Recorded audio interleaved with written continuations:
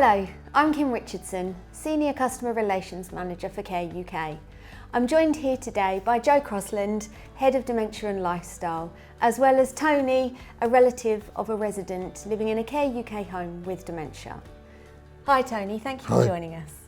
Our latest national survey found that 93% of respondents felt communication barriers prevented them having meaningful interactions with their loved ones living with dementia, but it doesn't have to be that way. Understanding why communication can become harder is the first step in staying connected with your loved one. And that's exactly what we're here to explore together today. So Tony, tell us about your experience. Well, my wife was diagnosed with Alzheimer's just about post-COVID. She'd had memory problems for quite a few years, but every time she went for the memory test at the GP clinic, she passed it with flying colours. And they just kept saying it's age-related memory loss, but it wasn't.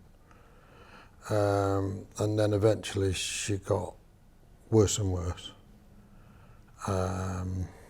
And stayed at home with me for all the time then. And she was, in the beginning, she wasn't too bad. But then as things developed, and they developed slowly to start with, things gradually changed. And she gradually changed as well. And after a while, I mean, there was a time when I could go out and leave, because I play golf, I could go out in the morning, because I play early, so I'm back at dinner time. I could go out in the morning, and she was okay with that. But then she started to get really agitated if I was missing all morning. And in the end, I sort of gave it up for a while. My daughter used to go on a Sunday morning and see her, and I used to go and have a game then. And then things got more and more hectic. She became very anxious, extremely anxious on occasions. She was, pre her illness, she was one of the nicest, mildest people you could wish to meet. I could get a bit cross at the times, not with her, this was, in real life. And she was, just the opposite, which was very good. But as things changed, she changed. Mm-hmm. And she could be extremely agitated. And then as things progressed, she became more and more difficult to cope with.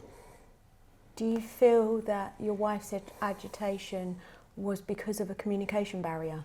Probably, yeah. And I didn't do everything right. And you learn, because in reality, you don't get a lot of help. I mean, she was amazing. When she was diagnosed, a consultant sat there and says, there are indications of Alzheimer's and I'll treat you for it. And she just fired back at him and said, well, what does that mean? Mm-hmm. Is it hereditary? Will my kids get it? How long have I got left to live? And she just straight back at him. And he virtually, he didn't quite say it in so many words, but the attitude very much seemed to be, well, you've got it, learn to live with it. Mm-hmm. That wasn't care home, that was consultant in the NHS. And that was very much, and after that she had a 1 yearly checkup, and that was it. Mm-hmm. It was almost like, you're on your own, live with it. Which is, and I think a lot of people find that experience the same. Mm-hmm. And yeah, things got worse and worse. She would go walk about sometimes, and it's going to sound funny this, but my daughter had a couple of cats, and they had a tracker on the neck. So Joan inherited one of the trackers. So that when she went walking, we could find her. Mm-hmm. because I live in a close, was fairly short to the end of the close, and then you go left or right. And a few times I made a classic mistake. She'd go stomping off out because she'd lost it, and go walking down the road, and I'd think, oh, I better get my coat on, I better do this, better do that. And by the time I got my coat on, got my shoes on, if we'd been sitting in the house, and this would very often be at night, she'd gone past the end of the road. So I get to the end of the road and think, left or right? Mm-hmm. And the tracker certainly helped on that. Mm-hmm. And then, yeah, a bit of searching around and find her and bring her home again, and to be okay. But then it got worse and worse and worse, and the agitation became anger. Great anger. And this was from somebody that didn't have a temper. Mm-hmm. So the change of character was incredible. And is that something, going back to what you said about the consultant, nobody prepared you for the fact that that ability to remain connected with Joan would change? Nothing. It was literally, it was, like I say, it was almost to the extent, well, you know, you've got to learn to live with it. Mm. And I don't remember getting any useful help at all. You learnt more from talking to other people. Said, oh, my grandma had that. And we did this, or we did that, we did the other. And I was making all sorts of mistakes, because the biggest one was the sundowner syndrome. And she would be at home and she'd say, I want to go home. And I'd say, you're at home. No, I'm not. I'm not at home. This isn't my home. I said, this is home. Well, I want to go home. Well, tell me where home is and I'll take you. So she'd say, 4 Cedarway. And I'd say, this is 4 Cedarway. No, it isn't. And then the balloon would go up. And I realised after, that's seen as confrontational, because I was saying, no, you can't. But if you don't know, you don't know. And if nobody's told you the way that Alzheimer's disease affects the brain and muddles up all those thought processes. And the other classic mistake I made was a bit later on, when she started not always to recognise me. I'd say, do you know who I am? Fatal, isn't it? I didn't know that. In fact, my daughter said, Dad, my son said, you shouldn't say that, Dad. What you should say is, I'm Tony. Don't wait, don't ask her if she knows who I am, tell her who I am. And then you're not got this confrontation of a question. And that must have been very difficult. Oh, it was horrendous. That somebody that had been very is very precious. Been married 60 years. This September just gone. Known her 63 years. And yeah, it was just... And I think your daughter's right. I think what happens when this part of the brain is damaged, that ability to make sense of things is damaged. Yeah. And she clearly knows that you're somebody incredibly precious, but can't necessarily position you just in the right place within the family. Absolutely. And because my daughter only lives a mile away, my son lives 84 miles away because he lives just outside of Bromsgrove in the West Midlands. And it got, as things got worse and worse and worse, there were times when I hadn't a clue what to do. I can imagine. Didn't know what to do, didn't know how to quieten her down. She'd be in a furious mood, and me not knowing what the hell to do with her. Probably because she was feeling angry and not being able to make sense of this strange world. I mean, I realise now, I didn't realise then, but I realise now that part of that was because, she couldn't make sense of what was going on. That doesn't make sense anymore. Yeah. A world that she'd been very used to, and she'd had some good jobs, senior jobs that she really enjoyed doing, and she went from that really to really not being able to do a lot at all. And then that gradually I ended up doing the cooking, which was a culture Were you a shock. cook? No. And then even worse was finding out how the hell to use the washing machine. Okay. Read the labels, you know, and all this Learning sort new of thing. Did you have some mishaps? Yeah. I had a nice little golf jumper that was about that big, and I put it in the washing machine one day, and it came out that big. I tried to put it on, and I couldn't get my arm. I thought, I think I got that one wrong. That was after she'd come in home, but what I found was I was just doing more and more and more, and what I think people don't always realise is that it's relentless. Yeah. It's not a part-time job. No. It is utterly relentless. And trying to remain connected with somebody that you love very, very much throughout that relentlessness. Yeah. I mean, and the mood changes could be like that. My daughter was brilliant. In the end, I'd ring her some nights, not every night. I tried not to because she'd got very senior job with a lot of pressure. She's a lawyer, banking lawyer in Manchester, and she was under a lot of work pressure at the time. So I hated having to ring her and say, "Can you come and help me with your mum? Because don't know what to do with her." And so Joan would be in the midst of, I was the worst thing since sliced bread, and awful, call me names and all sorts. And Charlie, Charlotte she is, Charlie would, she'd only ever been Charlie to us, she would walk in, I'd leave the front, because I'd say, "I'm going to ring Charlie because I can't cope with you." "No, don't wait to ring her, she's busy. I said, "I can't, I'm going to have to." "I know." And then she'd get more cross because I was threatening to ring Charlie. Well, I'd ring her, I'd go out and sort of say, "Can you come over? I'm not coping." And she'd come over and leave the front door unlocked. And I'm in the midst of all this. And Charlie would walk in and she'd say, "Oh, hello, what are you doing here?" "Oh, it's nice to see you." And all, you know. And then in the midst of one conversation, she said, "I'm with that nice chap over there. He's looking after me." And I, like 10 minutes That's not before... what you said to me 10 minutes ago. Well, I actually said that once, and my daughter went, "No, Dad, don't say that." Because I said, "You didn't say that 10 minutes, literally what you said, I said." She said, "Dad, do not say that." But if you don't know what to say, you don't know And what to say, it got do you? worse and worse, and then it started to affect me. I didn't realise how much it affected me.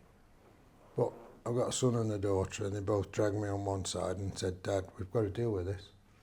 Not just for Mum, for you."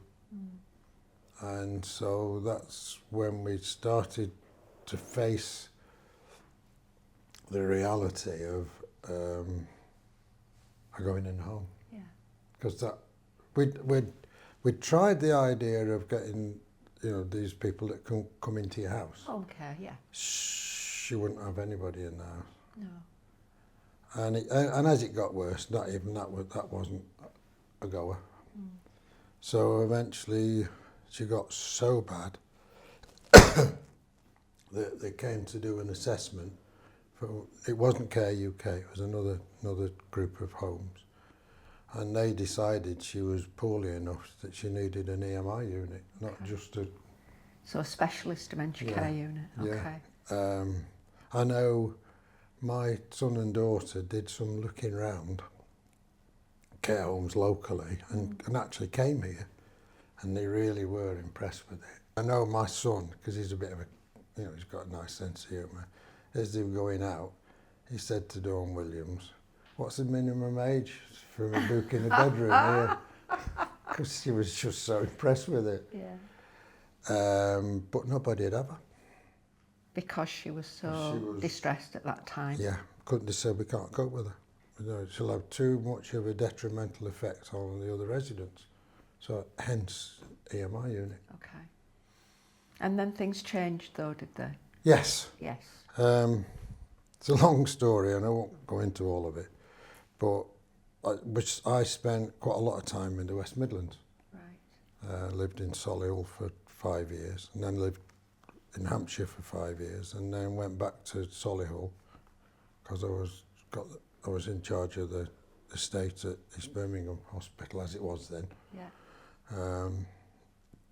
And I was there 8 years, and we always wanted to go, but then we moved here to Manchester Royal and that group of hospitals, which was a fabulous job.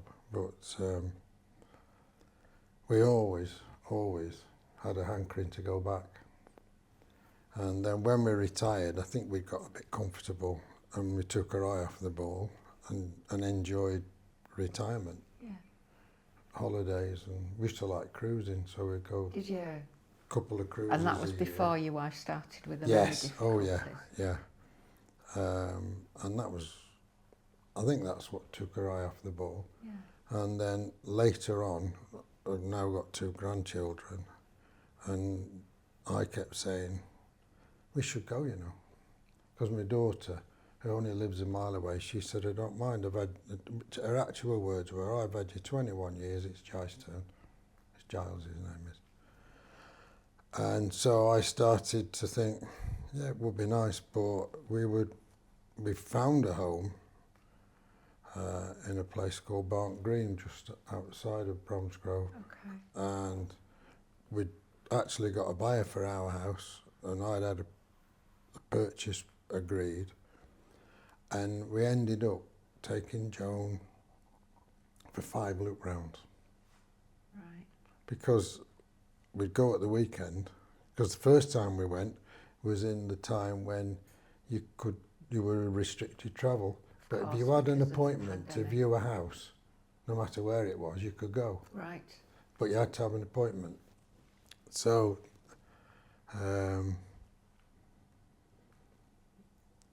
we'd go and have a look round, and she'd really like it and say, oh yeah, it'd be nice to come and live here. Then come home, and by Tuesday, because we go at the weekend, she hadn't a clue what she'd seen. Right, so that disconnection again. Why are we, what's all this about moving house? I don't want to move house, I like it here, this is my home. I don't want to move away. And that went on. So we had to stop it. And then when eventually she was admitted to a home, and when eventually she sort of settled, Yeah. first week was more than traumatic. First day there, the sister in charge, because it was EMI, it was a nursing sister in charge, she rang me and said, will you come and try and calm Joan down? Because if you can't calm her down, you're going to have to take her home. And I said, well, what do you mean? She said, well, she's kicked me, she's tipped the drugs trolley up, and she's chucked the milk. Because she was angry and Just frightened and worried. Angry, frightened, Absolutely.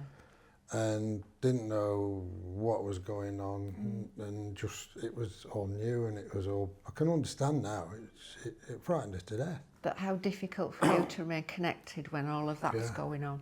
And I just said, well, what the hell can I do? I can't cope with her. That's why she's with you. So how do I just bring her home again? And they said, well, we have to think of the other residents, which I could understand. Anyway, when I got there, she'd calmed down. And they said, leave her with us and we'll... That must have been quite distressing for you. Yeah, because it was, what am I going to do? It was just like, well, we can't cope, and I knew where she'd gone into was her only option. When she went in there, there wasn't another option. None of the others would take her. Do you feel that the situation would have been different had you have known how to better communicate with her or stay connected No, with her? I think it had gone past that then. I think it had gone well past that then. And she has, even now, there are times when she's okay. Or yeah, okay, is a bit You see generous. glimmers of the old Yeah, Joan. yeah. She's still got a sense of humour. Occasionally, it's that in the last 3 months, she's taken a huge nosedive. She's got physically worse. She's lost a lot of weight. She's lost her communication most of the time. So how do you manage to keep connected to her then when you I come and come see about her? 6 days for about an hour and a half. Yeah. And just come and try and talk to her, which was easier 6 months ago than it is now. Now I can sit with her I sat with her the other day for 2 hours, and as it was time to go in for a meal, and I stood her up and said, "Come on, I'll take you to the dining room," and she looked me straight between the eyes and said, "Who are you?" That must have been quite heartbreaking meant for it. you. Yeah, even though you think you're getting used to it, and then occasionally something comes and gives you a good punch in the stomach. And I think what you really have to, I'm sure you do, that this is because her brain isn't working Yeah, effectively what- anymore. Sometimes it's easy to take it personally. One of the nice things that they said at the first unit, which, I mean, I was ever so glad to get out of there, and I'll tell you why in a minute. But one of the guys there said, one of the carers said, he always said to residents' relatives, because they got distressed, because Joan hasn't been a swearer. No. But some people, as you will know, start When this bit using of your brain terrible, starts terrible, becoming damaged, horrible that's language right. and all the rest of it, and they That's get very right. distressed. And he used to say to them, "It's not Janet that's talking to you, it's the illness." That's right. And I thought that was very pertinent. It is, because the 'Cause it is. changes in the brain It's two people. are because of a disease, Yeah. and they're affecting the way that Joan is coping. All the bit that upsets you isn't her or him, it's the illness It talking. is. And I think I got to grips with that after a while. It still upsets you from time to time, but a lot of the time you have to live with it, so you carry on. And you find ways of just being. Yeah. But why she left there was I got the Midlands bug again. Right. When she was in a home, I got the Midlands bug, and I wanted to go and live near my son Yeah. because I've got 2 granddaughters. Yeah. And so put the house up for sale and got a buyer. The weekend it was put up for sale, and that started to go through, and then the couple split up that were buying my house. So that was the end of that. So it all fell apart. But what we'd done in the meantime was I'd said, I'm going to move now. I'm definitely going to go Midlands bound to be near to that other part of the family. And my daughter didn't mind. And so we were looking to live somewhere within about 5 miles of Bromsgrove. Okay. And so we found Chandler Court in Bromsgrove, which is Care UK. Fabulous home, fabulous home. And by then, she'd changed drugs, Okay. and they'd put her on risperidone, which you will know. I do. And did that help? Yeah. It was quite amusing because we had to take her for an assessment. Right. So I took her in the car there, but we'd had a laugh, my son and I. We said, she won't get through this, because they decided the week before they'd put her on risperidone, and I think she got the assessment on the Thursday, and the tablets only come Monday. Right. And they said, oh, it might take a week for them to take effect or whatever. And we thought, oh, well. And they were brilliant, Chandler. They said, come and have lunch here with the 2, me and Joan and her son and a member of the staff from Chandler. And then leave it with us for an hour and we'll do the assessment and then we'll let you know. So we had lunch, and then saw Rebecca Pierce, I don't know if you know Rebecca, And she said, oh, I can't remember his name now, who was in charge of the dementia floor. And he come and said, come on, Joan. And I said, what time do you want us to come back? She said, oh, leave her all afternoon. We've got a singer this afternoon. We've got this. And I just looked at my son and thought, she'll never go that long. Never go that long without having a blow. And she did. And they thought, yeah, they said she's fine. So they accepted her. And so we moved to there, and I did 2 nights at my son's. So I got 3 days there and 4 days here at home. Like I say, she moved into Chandler's on Remembrance Day. And then and settled there fantastically.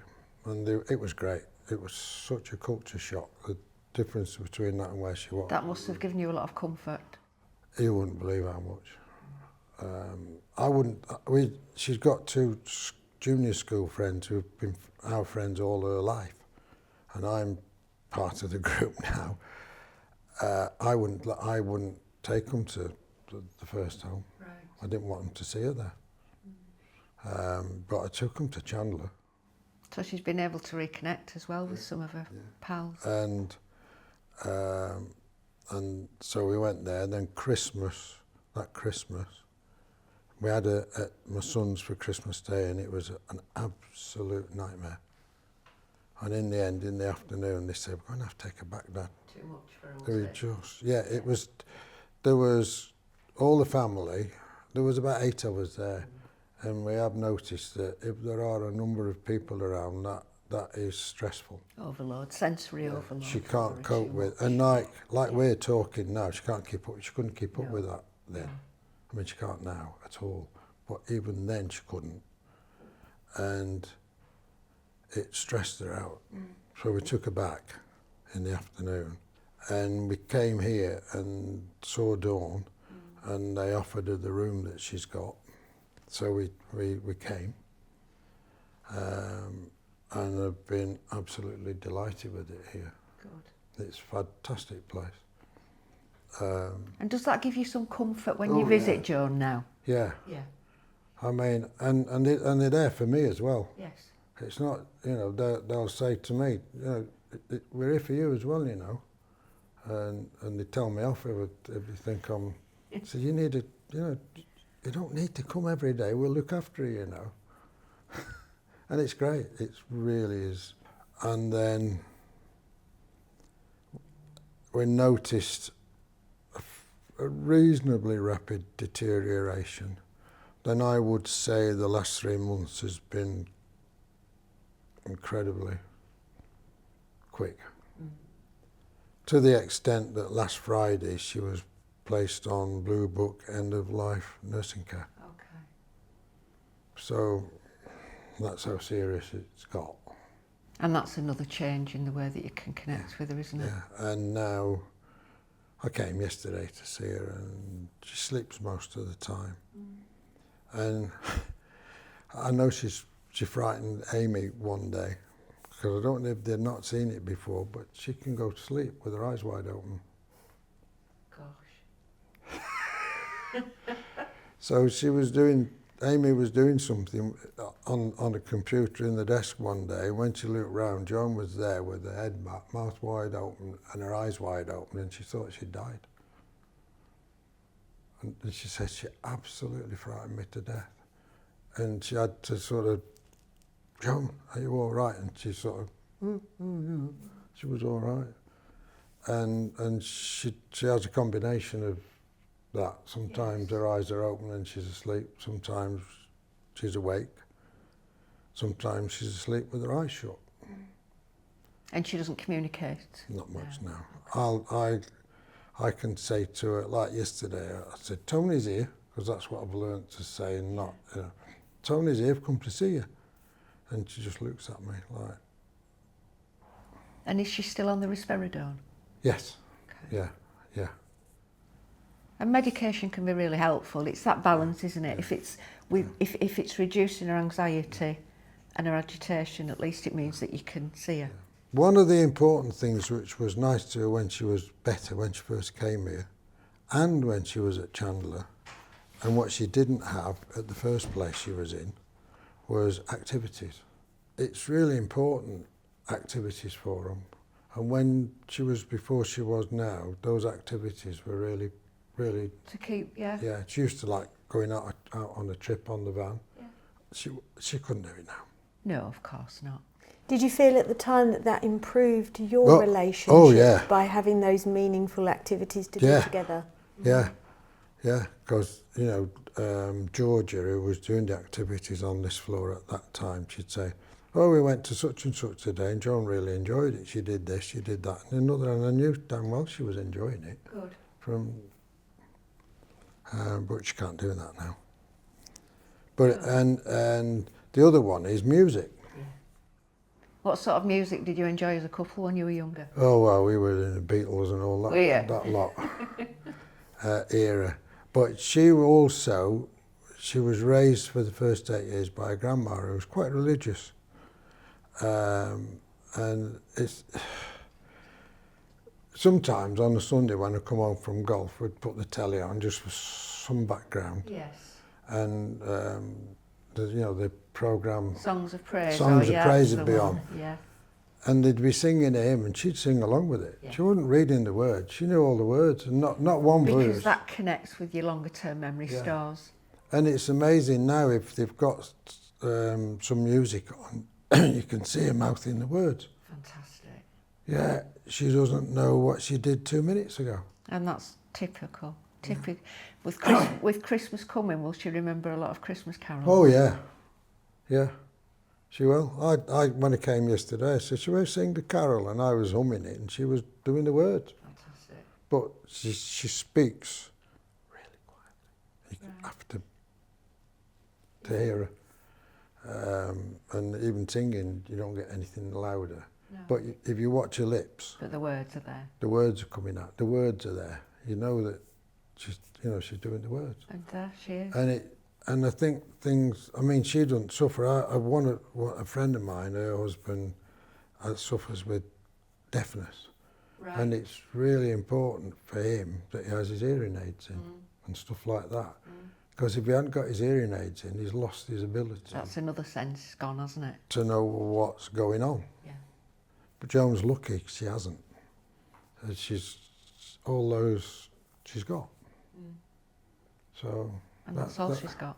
Well, that's all she's got now. It is. And we don't know how long it's going to be. Don't think it's going to be long.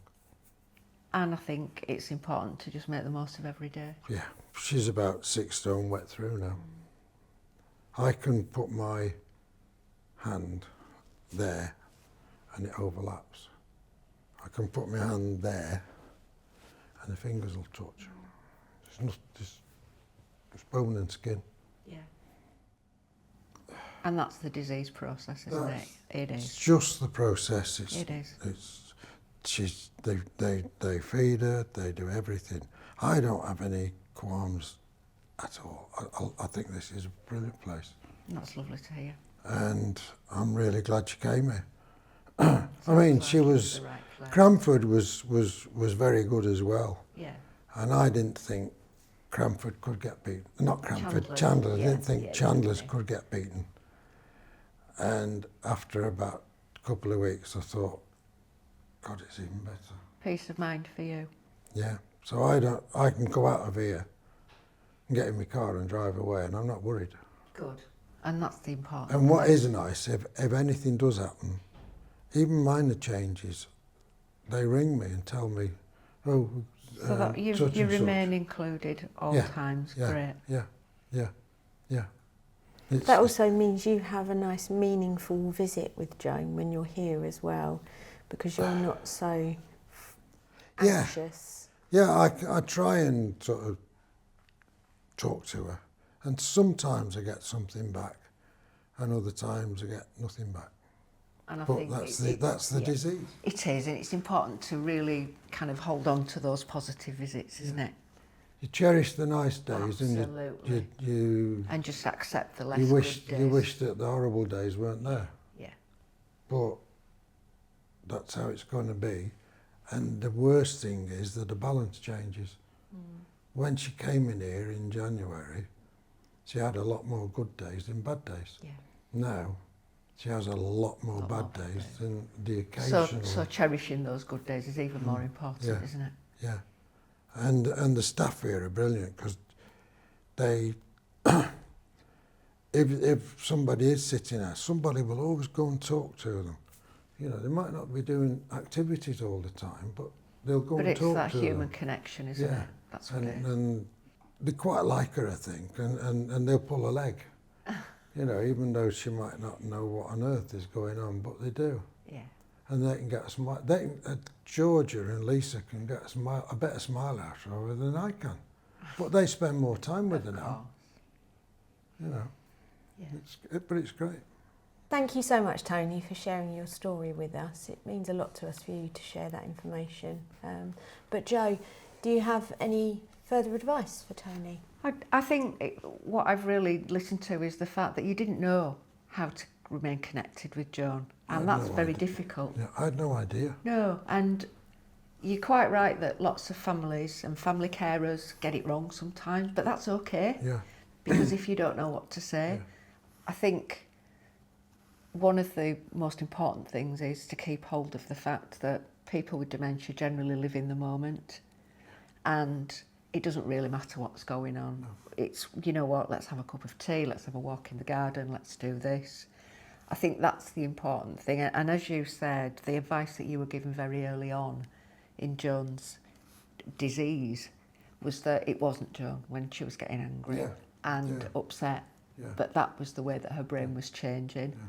Because it's very easy for families to take things very personally when somebody with dementia becomes angry or upset or shouts at you and then faces or meets another family member and says, he's been okay with me. It's very difficult because that's a very emotional time. And it's important, I think, just to cherish the good days. That's the most important thing, so that you do have some great memories. Yeah, it is. It is. So Jo, is there a significance of music that can affect somebody with dementia or improve somebody's well-being with dementia? Absolutely. We know that when we can connect emotions and the senses and those longer term memories, it's possible for people with dementia to really feel a much better level of well-being. And we know that there's a part in the brain that where those long-term memory stores stays, those important songs that were important to us, all of us have got a playlist of songs that are very important, that when when we hear that tune, it brings back those memories. We remember the words, as Tony said, the Christmas carols, the pop songs from the 1960s, and that's a really positive way of connecting people who are in the later stages of dementia, who perhaps can't always communicate. It's the same with touch. If people have enjoyed being touched, that can be a very comforting thing when words aren't perhaps possible anymore. So things like that don't rely on verbal communication can be incredibly helpful. Actually, that's true because like I said to you, Georgia and Lisa, they're all the staff are brilliant. Georgia has got away with Joan, and one of the things she does is she wiggles her arm. She'll go up to her and sort of, oh, Joan, and is, and you can see her, And it could be something that Joan did with your children when she was when they were younger. Yeah, Mm-hmm. That's that connection, isn't it, without words. Done something physical at her. That's it. It's rather than just and it does work. It does. Yeah. It's about that engagement, though, that they can have with Joan as well, isn't it? Because they haven't known Joan all of her life, whereas you have, or the best part of it anyway. So they're finding ways to connect with her in different ways to you. Yeah, they do that better than me because I'll come and talk to her, but they know just what to do to sort of make her smile. Yeah. Mm-hmm. That's the important thing. Yeah. Thank you so much for sharing your story, Tony. Okay. It's very much appreciated to us and very meaningful to us as well. But we wish you well in the future. Brilliant. Thank you. Thank you. It was a pleasure.